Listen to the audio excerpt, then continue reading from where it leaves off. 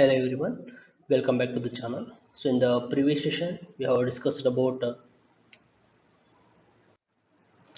oxidation state and atomic radii of d block elements. Well, now in this session, we are going to move on the next concept of the chapter, that is standard electrode potential. Okay, next concept it is the standard potential.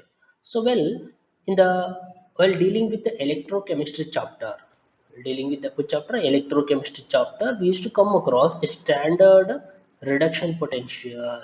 Standard reduction potential. What it means? So whenever an element is considered, say its ionic form, say metal ion is undergoing reduction, so gives rise to metal.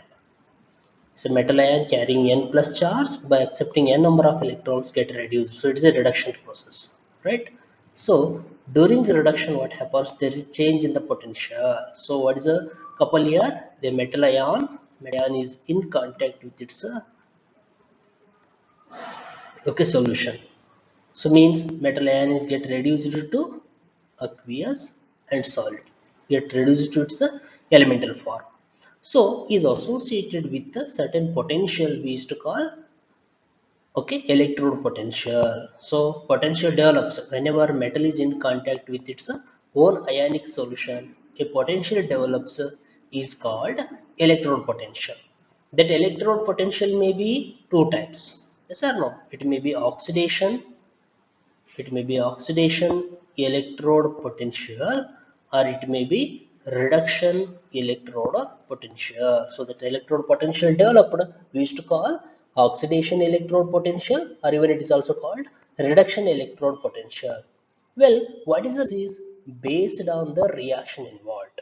Whenever metal is in contact with its own ionic solution, we have two possibilities, right? Say whenever metal sheet, say metal plate or a metal sheet is in contact with its own ionic solution. So is a metal and is in contact with its own ionic solution. So we have two possibilities. The one possibility, as like we say oxidation. Oxidation means what happens?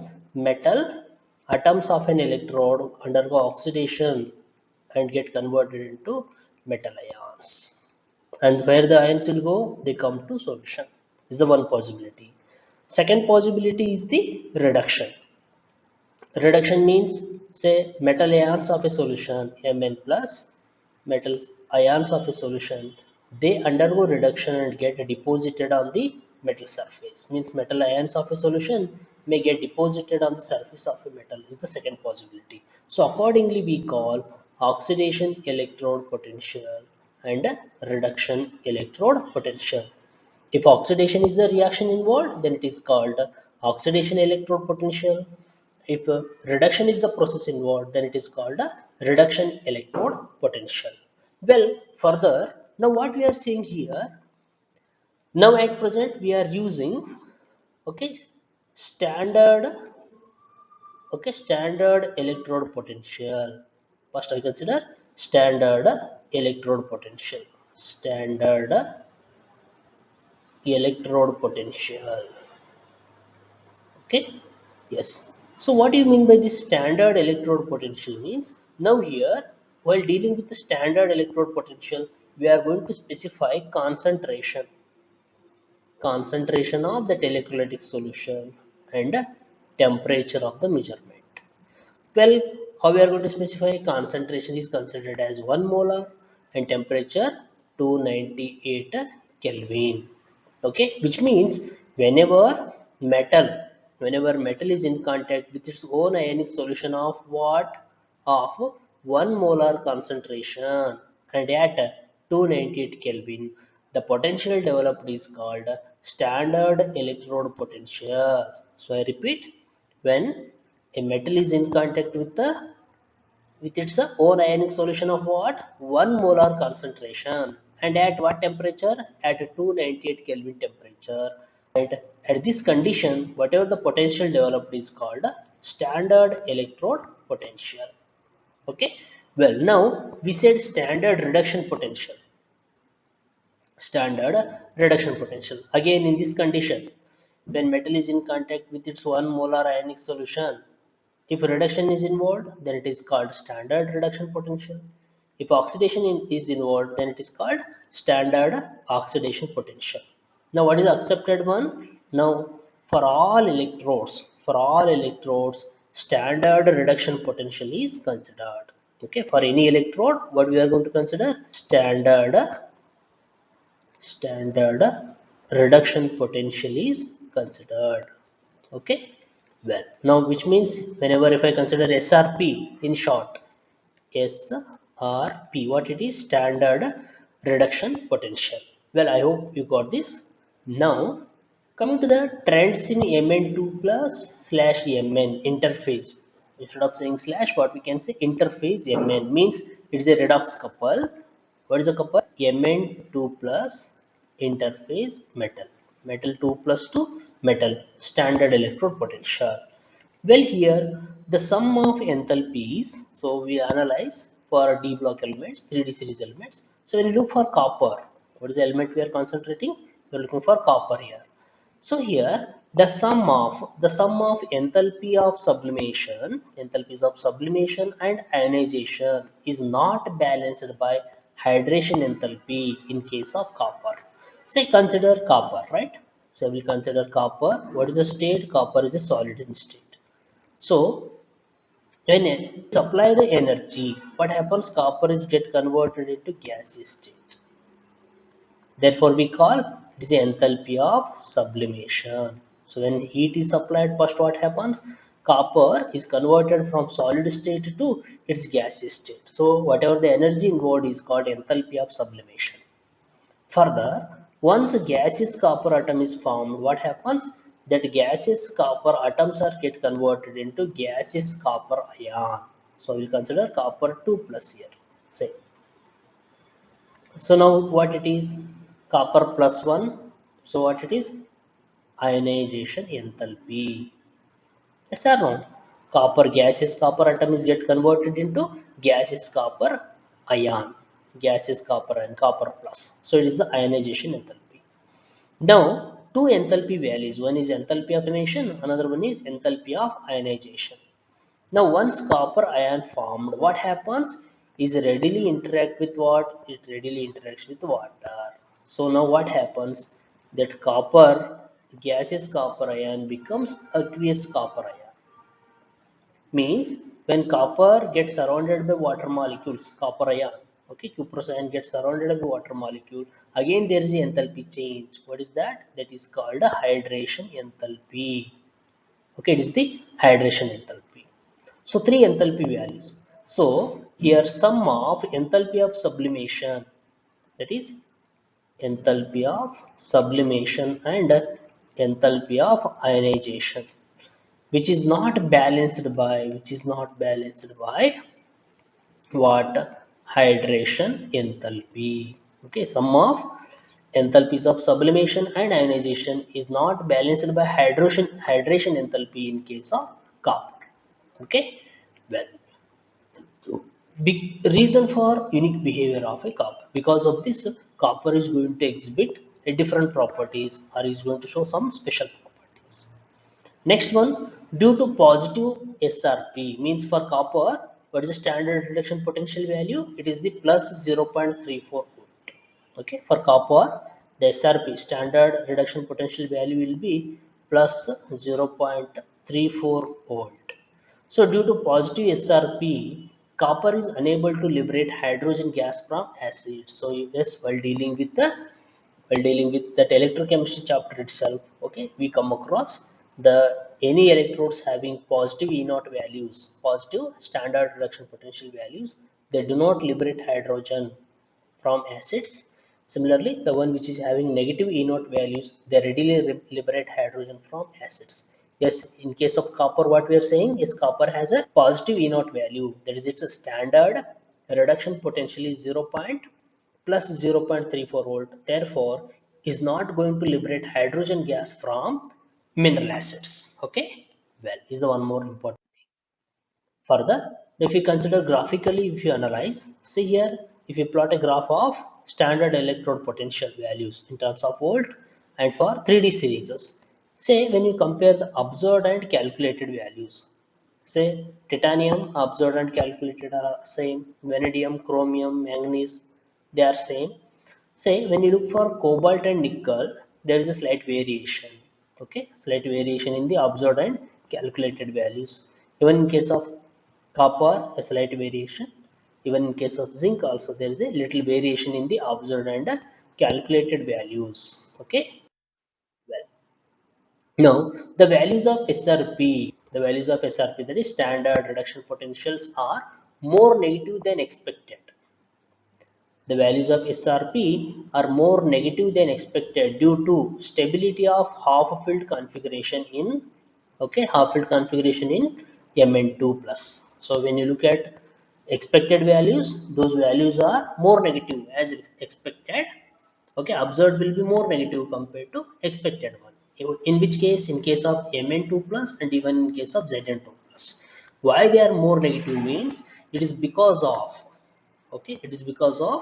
the stability of a half filled d subshell. Means of Mn2 plus is going to get a exactly half filled configuration, and in case of Zn2 plus is going to get a d10 configuration. That is, if you look at their electronic configuration, say Mn atomic number 25 and its electronic configuration argon, okay, 3d5 4s2. now if I consider Mn2 plus, Mn2 plus means argon, a noble gas configuration, argon 3d5 4s0, which means what is the configuration? It is going to get a, after losing 2 electron, is going to get a half filled configuration, which is more stable. Therefore, its SRP will be more negative than expected. Similarly, in case of Zn, say Zn atomic number 30, and if you look at the electronic configuration, argon 3d10, 3d10 4s2, and if I consider it's a plus 2 ion, Zn2 plus, say here argon 3d10. What about 4s? There is no electron, those two electrons were lost. So d10 means it is a completely filled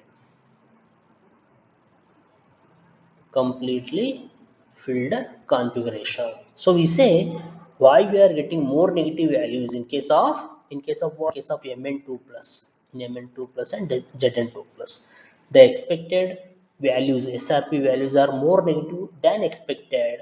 Okay, those observed SRP values are more negative than expected. It's because in case of Mn, due to its half filled configuration, and in case of Zn2 plus, due to its completely filled D10 configuration. Okay, well, further, if you look at the values, SRP values, standard reduction potential values for 3D series elements, scandium, titanium, iridium, chromium, manganese, iron, cobalt. Okay, iron, cobalt, nickel, copper, and zinc. So atomic numbers we know. So atomic number 21, and scandium is going to show very very low SRP values. Therefore, I have not specified. And titanium, say titanium 2 plus to titanium. Okay, for that redox couple, what is the value? Minus 1.63 volt. And if you consider titanium 3 plus to titanium 2 plus, what is the value? Minus 0.37 volt. Okay, well, so as like if you consider further other elements also, we are going to get a standard electrode potential values for two redox couples. One is metal 2 plus to metal, and metal 3 plus to metal 2 plus. Well, here if you consider trends in metal 3 plus interface metal 2 plus redox couple, that is standard electrode potential. Well, the low value for scandium, okay, if we consider S, okay, scandium 3 plus slash scandium 2 plus is a redox couple, plus 3 state to the plus 2 state. The low value for scandium reflect the stability of scandium 3 plus, stability of a scandium 3 plus which has noble gas configuration. So if we consider M3 plus interface M2 plus, scandium is going to show very low value, means very very negative values. Why we are getting very low value means since stability of scandium 3 plus. Scandium 3 plus is very stable. So scandium atomic number 21. So electronic configuration argon 3d1 4s2. Now if I consider scandium 3 plus, scandium 3 plus means say argon 3d0 4s0, which means 3 electrons were lost, means there is no electron in d subshell as well as 4s subshell. What is remaining? Just remaining a noble gas. So what is remaining? Just a noble gas remained here, which means scandium 3 plus is going to acquire a noble gas configuration which is more stable. Therefore, is going to exhibit a low value of SRP. Okay. Well, next, the highest value of zinc. Okay, for zinc, what we are saying, the zinc is going to exhibit higher value. The highest value for zinc is due to removal of an electron from stable D10 configuration.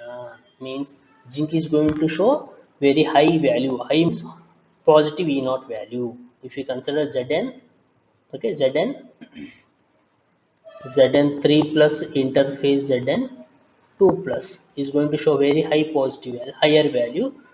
What is the reason for it? Since it is due to removal of an electron from a stable D10 configuration. Say Zn, we already said Zn atomic number 30 and electronic configuration argon 3d10 4s2. If I consider Zn2 plus, say argon 3d10, okay, 4s0. So further, if you consider Zn3 plus argon 3d9, which means we are going against the stability of D configuration, right? Therefore, we say is going to exhibit a high value of SRP. Okay, so the highest value of zinc for M3 plus interface M2 plus. In this case, why is going to show high value means it is due to removal of an electron from a stable D10 configuration. Okay, well. Then the comparatively high value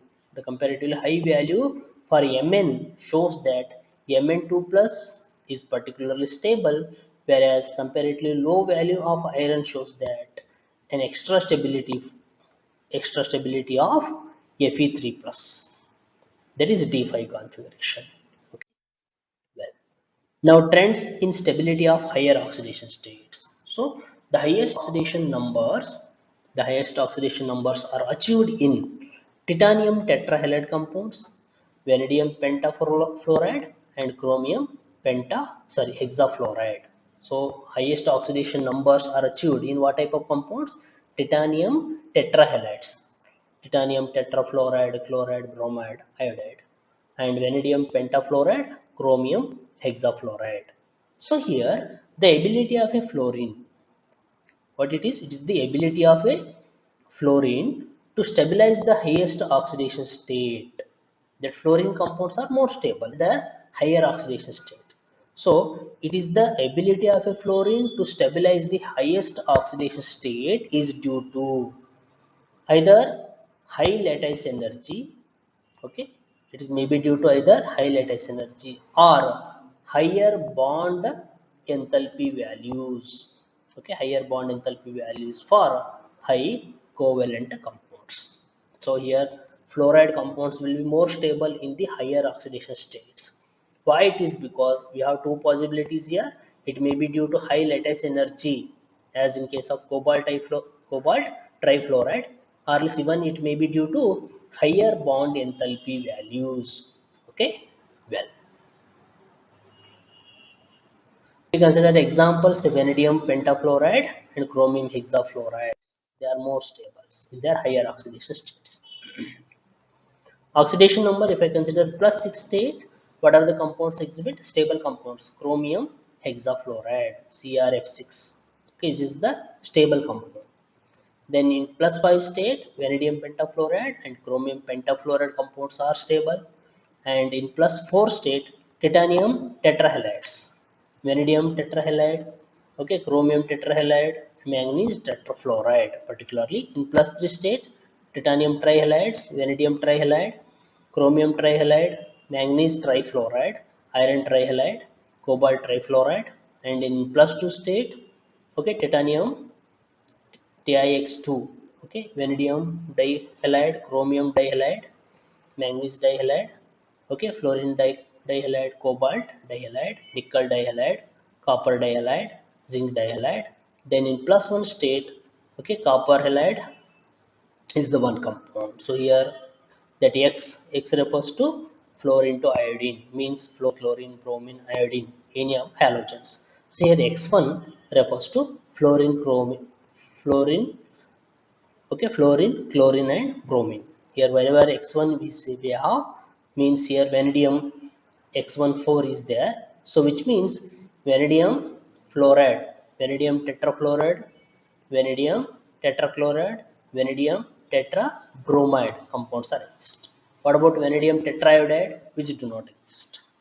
Okay, so there is a X2 in the formula. X2 refers to fluorine and chlorine only. So wherever we come across X2, say copper, CuX2, okay, so that X2 means copper difluoride and copper dichloride compounds exist. Then X3, what it is? X3 refers to, that is chlorine, bromine and iodine, not fluorine. Means titanium dichloride exists, titanium dibromide exists, titanium diiodide compound exists. Okay, well, so the highest oxidation state exhibited by chromium, that is what is a stable compound? Chrome hexafluoride. Okay, well, now another feature of fluoride is their instability in low oxidation states. Means if you consider the stability of fluoride compounds, they are highly unstable in their lower oxidation states. Example, say vanadium VX2, vanadium chloride, vanadium bromide or vanadium iodide. And same applies to CuX2, copper dichloride, copper dibromide or copper diiodide. So here copper 2 plus oxidizes iodide to iodine. So when you look at the equations here, say copper 2 plus oxidizes iodide to iodine. So if you look at the oxidation state, say copper, what we are mentioning, copper present in plus 2 state, iodine present in minus 1 state. So here Cu2X2, which means copper present in plus 1 state, so iodine present in say minus 1 state, right? Then here it is 0. So what we are saying, iodide is get oxidized to iodine. Then what about copper? Copper is reduced from plus 2 to plus 1 state. So it is the oxidation, it is the reduction. So we say copper 2 plus oxidizes iodide to iodine. So therefore we say it is act as a oxidizing agent by itself undergoing reduction. Then copper 1 compounds are unstable in aqueous solution. Regarding copper further, what we are saying, copper 1 compounds are unstable in aqueous solution and undergo what type of reaction? They undergo disproportionation reaction. Yes, what is this disproportionation reaction? Say the same element undergoing both oxidation, both undergoing oxidation and reduction. If the same species undergo both oxidation and reduction at a time, then it is called a disproportionation reaction. So what we are saying, the copper 1 compounds are unstable in aqueous solution. Why it is so means, so first we look at the reactions here. Say copper 2 plus, say 2 Cu plus, that is copper present in plus 1 state, gives rise to copper 2 plus and copper. So it means what you can say here, one of the copper is undergoing oxidation, right? Plus 1 plus 2 increase in the oxidation number. So we say one of the copper atom is undergoing oxidation and other copper atom is undergoing reduction. Means here same copper atom is undergoing both oxidation and reduction. Therefore we say disproportionation reaction. Okay, well, here, why is there undergoing disproportion means the stability of copper 2 plus ion. Okay, it is because of stability of copper 2 plus ion, aqueous copper 2 plus ion rather than aqueous copper plus 1 ion is due to the much more negative hydration enthalpy of copper 2 plus than copper plus. which is more compensate for second ionization enthalpy of copper. So just we'll make it clear. So copper, okay, copper plus copper 2 plus. Say first ionization enthalpy,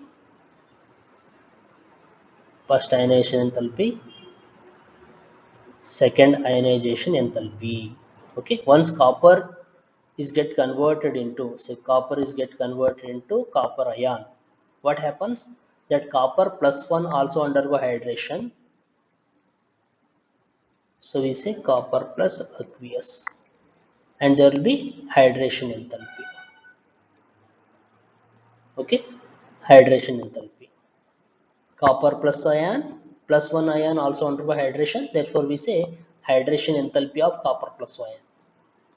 Copper 2 plus ion formed, it also undergo hydration, so copper 2 plus aqueous. So again here also energy changes is also called hydration enthalpy of copper 2 plus ion.